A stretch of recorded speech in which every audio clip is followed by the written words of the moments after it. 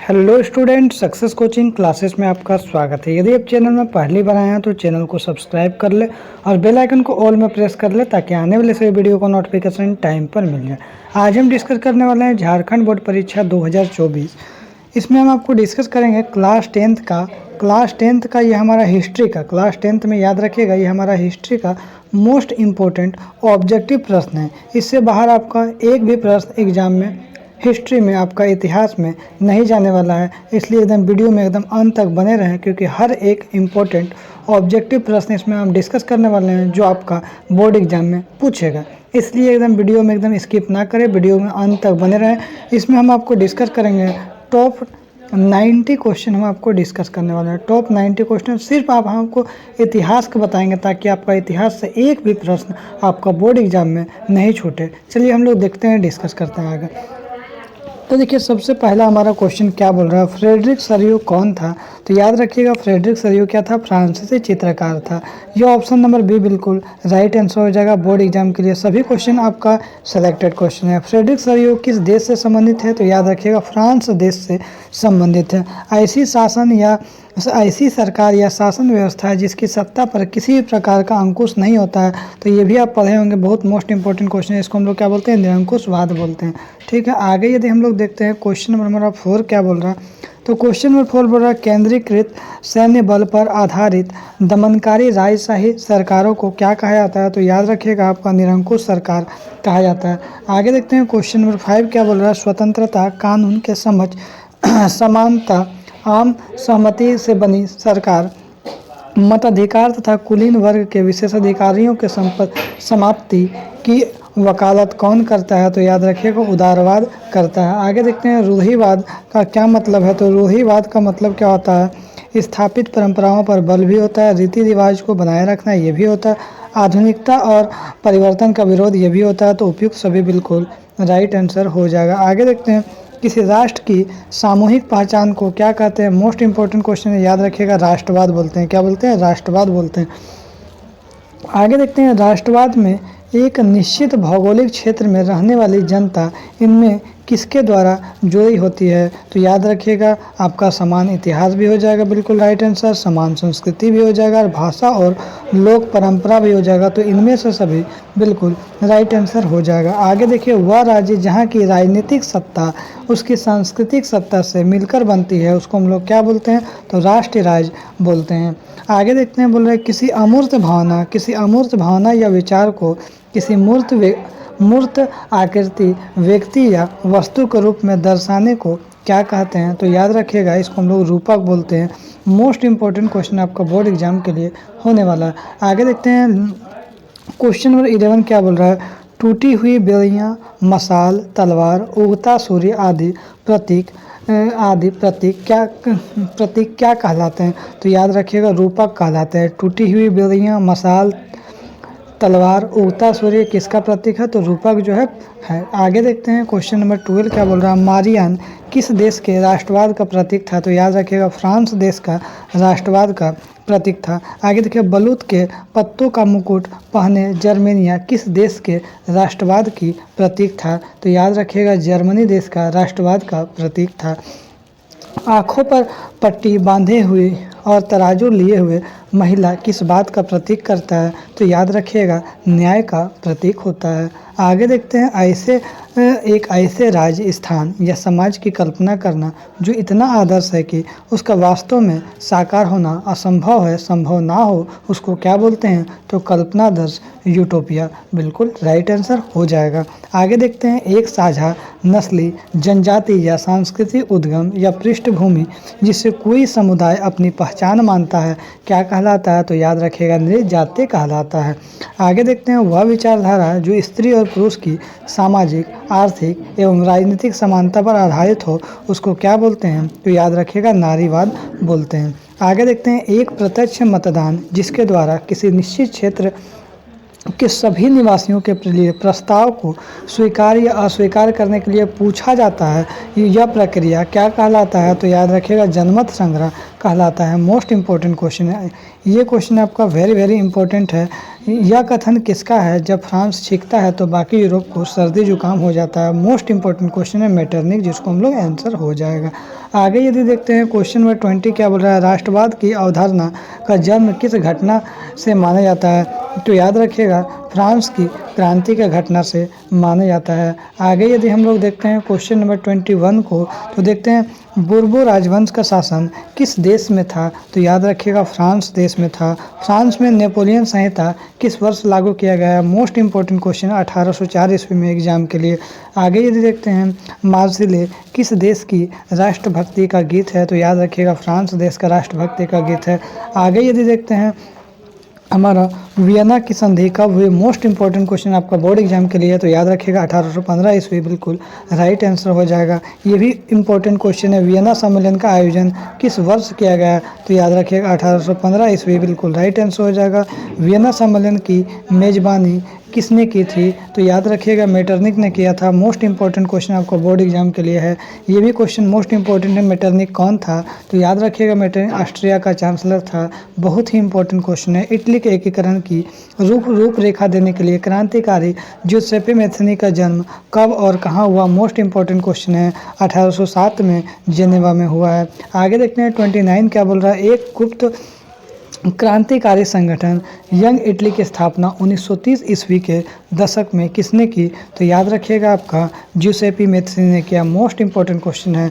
Young Italy की स्थापना किसने की? तो याद रखिएगा यंग इटली का स्थापना मेजिनी ने किया है। किसने किया? तो मेजिनी ने किया है। चलिए हम लोग देखते हैं आगे नेक्स्ट क्वेश्चन हमारा बोर्ड एग्जाम के लिए क्या इंपॉर्टेंट होने वाला है। तो चलिए हम लोग देख लेते हैं। काउंट काबूर को विक्टर एमेनुअल ने किस पद पर नियुक्त किया है? तो याद रखिएगा इसका राइट आंसर हो जाएगा प्रधानमंत्री के पद पर नियुक्त किया है। मोस्ट इंपॉर्टेंट क्वेश्चन आपका बोर्ड एग्जाम के लिए है। आगे देख लीजिए सार्डिनिया पिडमांत के शासक विक्टर एमेनुअल द्वितीय ने के प्रमुख मंत्री का क्या नाम था? तो कैमिलो दे काबूर नाम था। आगे देखिए सार्डिनिया पिडमांत का शासक कौन था? तो याद रखिएगा विक्टर एमेनुअल था। आगे देखिए इटली के एकीकरण आंदोलन का नेतृत्व किसने किया? तो याद रखिए कैमिलो दे काबूर ने किया है। यूनान को स्वतंत्र राष्ट्र कब घोषित हुआ है? तो याद रखिए 1832 ईस्वी को यूनान को स्वतंत्र राष्ट्र घोषित किया गया है। आगे देखते हैं यूनानी स्वतंत्रता आंदोलन के दौरान कौन ब्रिटिश कवि शहीद हो गए थे? तो याद रखिएगा लॉर्ड बायरन शहीद हो गए थे। जर्मनी के एकीकरण में प्रमुख भूमिका निभाने वाले बिस्मार्क कहाँ के चांसलर थे? तो याद रखिएगा प्रसा का चांसलर थे। ऑप्शन नंबर सी बिल्कुल राइट आंसर हो जाएगा। जर्मनी के एकीकरण के लिए बिस्मार्क ने कौन सी नीति अपनाई? मोस्ट इंपॉर्टेंट क्वेश्चन आपका बोर्ड एग्जाम के लिए खून और खड़ग नीति अपनाई। आगे देखिए रक्त और लौह की नीति का अवलंबन किसने किया? मोस्ट इंपॉर्टेंट क्वेश्चन ये भी है, बिस्मार्क ने किया। भारतीय राष्ट्रीय कांग्रेस की स्थापना किस वर्ष हुई? ये भी मोस्ट इंपॉर्टेंट क्वेश्चन है, तो याद रखिएगा किस वर्ष हुई? तो 1885 ईस्वी में हुआ है। आगे यदि हम लोग देखते हैं क्वेश्चन नंबर आपका 41 क्वेश्चन यदि लेते हैं, तब महात्मा गांधी ने दक्षिण अफ्रीका से भारत कब लौटे थे? तो याद रखिएगा आपका 1915 बिल्कुल राइट आंसर हो जाएगा। आगे देखते हैं प्रथम विश्व युद्ध कब हुआ था? तो याद रखिएगा प्रथम विश्व युद्ध जो है आपका 1914 में स्टार्टिंग हुआ था। 1914 से लेकर 1918 तक आपका प्रथम विश्व युद्ध चला था। द्वितीय विश्व युद्ध 1939 से लेकर 1945 तक चला था। ये बात को बिल्कुल याद रखिएगा। आगे देखते हैं गांधी जी ने चंपारण में सत्याग्रह जो कब शुरू किया था? तो याद रखिएगा 1917 में। Most important question board exam के लिए है। किसानों के लिए गुजरात के खेड़ा में गांधी जी ने सत्याग्रह कब किया गया था? तो याद रखिएगा इसका मोस्ट इंपॉर्टेंट क्वेश्चन है आपका 1917, इसका राइट आंसर हो जाएगा। जलियांवाला बाग हत्याकांड कब हुआ था? तो मोस्ट इंपॉर्टेंट क्वेश्चन है, याद रखिएगा 13 अप्रैल 1919 में हुआ था। जलियांवाला बाग हत्याकांड किसके आदेश पर किया गया था? तो याद रखिएगा जनरल डायर के आदेश पर किया गया था। मोस्ट इंपॉर्टेंट क्वेश्चन है। आगे देखिए रोलेट एक्ट कानून किस वर्ष पारित हुआ था? मोस्ट इंपॉर्टेंट क्वेश्चन है आपका एग्जाम के लिए, तो याद रखिएगा 1919 बिल्कुल राइट आंसर होने वाला। आगे देखिए राजनीतिक गतिविधियों को कुचलने और बिना मुकदमा चलाएं जेल में बंद रखने का प्रावधान जो दिया था किस एक्ट में था? तो याद रखिएगा रोलेट एक्ट में था। आगे देखिए, असहयोग आंदोलन का प्रस्ताव कांग्रेस के किस अधिवेशन में पारित हुआ था? तो याद रखिएगा इसका जो राइट आंसर हो जाएगा दिसंबर 1920 नागपुर में पारित हुआ था। आगे देखते हैं, असहयोग आंदोलन कब स्थगित हो गया था? तो याद रखिएगा आपका 12 फरवरी 1922 इसका बिल्कुल राइट आंसर हो जाने वाला है। आगे देखते हैं क्वेश्चन नंबर 51 क्या बोल रहा है? चौरी चौरा में हिंसात्मक घटना के कारण महात्मा गांधी ने किस आंदोलन को वापस ले लिया था? तो याद रखिएगा असहयोग आंदोलन को वापस ले लिया था। मोस्ट इंपॉर्टेंट क्वेश्चन आपका बोर्ड एग्जाम के लिए। आगे देखिए, असहयोग आंदोलन के दौरान अवध में किसानों का नेतृत्व किसने किया? तो याद रखिएगा बाबा रामचंद्र ने किया है। आगे यदि बोल रहा है आंध्र प्रदेश की गुडेम पहाड़ियों में आदिवासी किसानों के विद्रोह का नेतृत्व किसने किया? तो याद रखिएगा आपका अलपुरी सीताराम राजू ने किया है। आगे देखिए, साइमन कमीशन किस वर्ष भारत आया? तो मोस्ट इंपॉर्टेंट क्वेश्चन है, 1928 बिल्कुल राइट आंसर हो जाएगा। महात्मा गांधी ने नमक कानून कब भंग किया? तो याद रखिएगा 6 अप्रैल 1930 बिल्कुल राइट आंसर हो जाएगा। सविनय अवज्ञा आंदोलन कब और किस यात्रा शुरू हुआ? तो याद रखिएगा 1930 के दांडी में शुरू हुआ है। आगे यदि देखते हैं क्वेश्चन नंबर 57 क्या बोल रहा है? दलित वर्ग एसोसिएशन की स्थापना किसने की? तो अंबेडकर ने किया, भीमराव अंबेडकर ने। आगे यदि देखते हैं 58 क्या बोल रहा है? ऑल इंडिया मुस्लिम लीग की स्थापना किस वर्ष हुई? तो याद रखिएगा 1906 ईस्वी में हुआ है। आगे देखते हैं 1932 में पूना पैक्ट जो समझौता किसके बीच में हुआ था? तो याद रखिएगा आपका गांधी जी और अंबेडकर के बीच में हुआ था। मोस्ट इंपॉर्टेंट क्वेश्चन है। आगे देखते हैं हिंद स्वराज जो पुस्तक है किसने लिखा था? तो महात्मा गांधी ने लिखा था। आगे यदि देखते हैं क्वेश्चन नंबर हमारा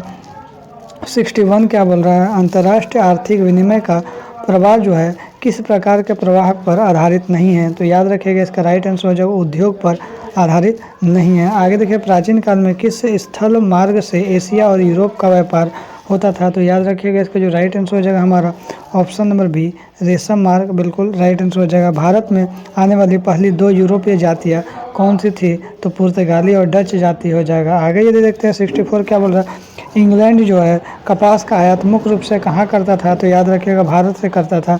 नूडल्स किस मूल का था? तो याद रखिएगा आपको चीनी का मूल का था।